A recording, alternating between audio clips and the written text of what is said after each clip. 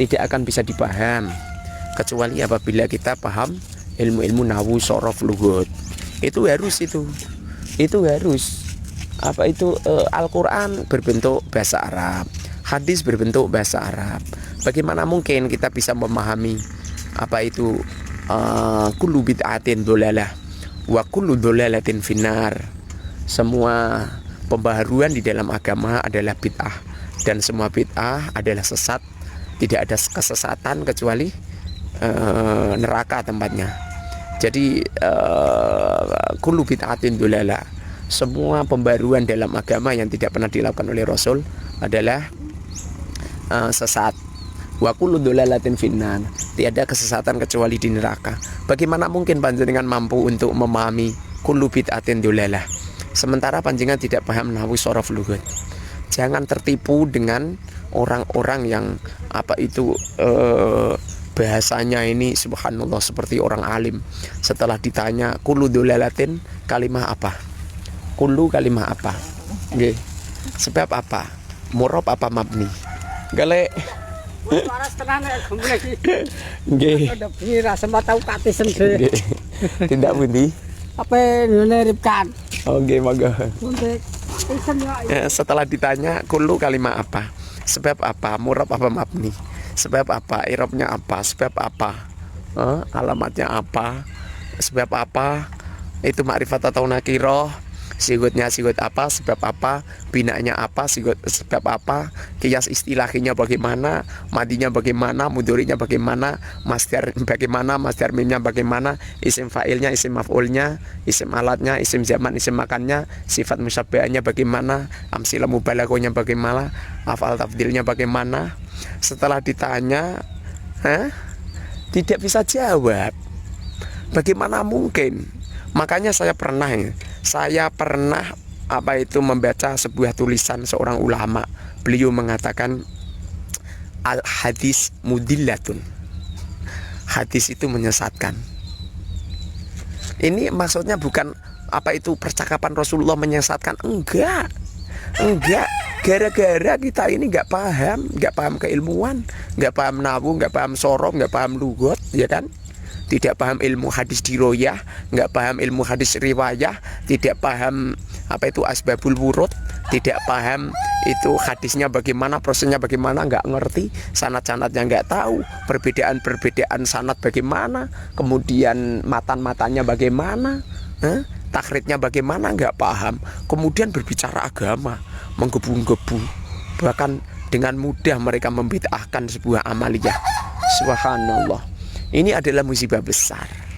Jadi cara untuk menggenerasikan warga Nahdlatul Ulama, cara untuk menggenerasikan generasi-generasi yang ada dalam rangka apa itu di saat apa itu Wahabi berkembang di mana-mana, hanya satu. Nahwu, sorof, lughat. Nahwu, sorof, lughat harus dikembangkan di masyarakat. Ini adalah sebuah terobosan untuk mendidik generasi-generasi yang ada. Jangan ketipu dengan bahasa. Kalau tidak hafal Imriti dan Alfiyah, tidak paham, tidak bisa membaca kitab kuning, jangan ketipu seperti itu. Jangan ketipu. Zaman dulu di waktu Syekh Al-Ajurumiyah menyampaikan kitab Jurumiyahnya, itu saja mampu mendobrak generasi-generasi bisa membaca kitab kuning kok. Tidak harus hafal Imriti dan Alfiyah. Ini bukan berarti saya anti Imriti dan Alfiyah, enggak, saya juga hafal Imriti. Alhamdulillahilladzi qad wafaqa li ilmi khaira khalqihi walituqa atanahat ulukutub linabihi famin adhimi syanihi lam rafi. Hafal saya. Alfiyah juga hafal saya. Qala Muhammadun wa ibnu Maliki Ahmad Rabbila khaira maliki. Saya ini hanya pengen apa itu masyarakat kita kan tidak semuanya masyarakat yang bisa mondok sampai 5 tahun 10 tahun toh. Masyarakat kita ini lebih banyak yang mondoknya cuman 1 tahun, bahkan tidak sedikit yang mondok hanya 1 bulan 2 bulan. Ini harus diberi solusi, memang benar apa itu belajar itu minal mati ilaladi, dari sejak lahir sampai mati, benar. Imam Sayyidina Ali mengatakan ala apa itu dzukain wa khirsin wastibarin wa bulghatin, ya kan? Ada bahasa apa? Watuli zamani. Memang benar belajar itu lama waktunya. Itu artinya bukan berarti terus belajar nahu sorof kok nyampe 10 tahun. Aduh.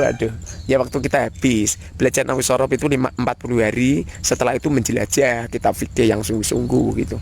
Makanya praktek saya itu toh, untuk metode arba'in itu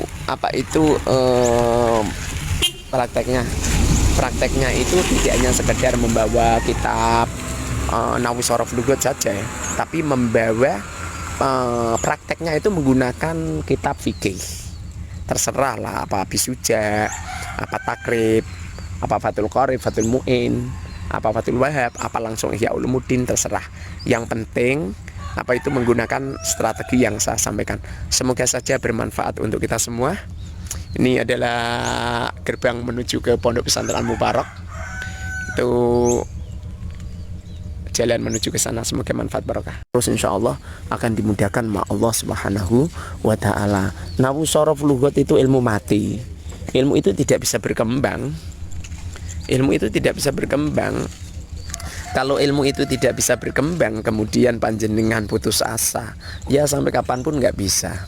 Bagaimana mungkin seseorang itu akan bisa paham ilmu agama kalau ilmu nahwu sorof lugat tidak bisa?